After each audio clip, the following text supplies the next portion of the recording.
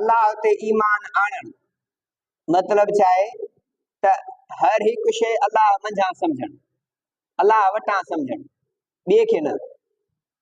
अल्लाह जी अज़मत दिल में विहार त असांजो ख़ालिक उहो आहे, जीअं वणेसि तीअं करे, माण्हू न आहे।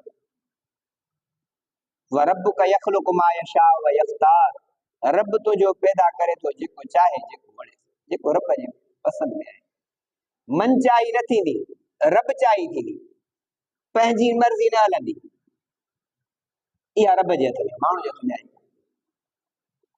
इज़त ज़िल्लत मौत हयाती अल्लाह जे हथ में आहे, माण्हू जे हथ में न आहे। ॿियो जे चए त मूं ज़लील कयो मां, तो में वसी कोन्हे, तूं छा आहे।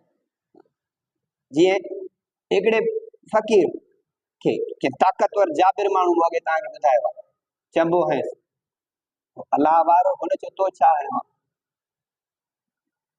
रब हयो तुंहिंजे हथ में कोन्हे। धक मूं हयो त मैं चईंदो रब हणायो। ॿियो जो ई हथ वराईंसि त हथ शल न हली सघे, ही छा थियो।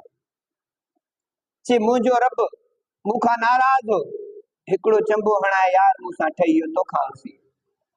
हथ चे शल मूं न कयो अथमां त मां अल्लाह वारो आहियां, तो मूं तुंहिंजो चंबो हयो मूंखे, ॿियो उलारी पियो, पंहिंजी ताक़त पियो ॾेखारी, असर पंहिंजो पियो ॾेखारी, त मुंहिंजी इहा बुज़ुर्गी शान आहे, जीअं असां कंदा आहियूं, असांजो हाल कमज़ोर आहे, मूं हीअं कयो।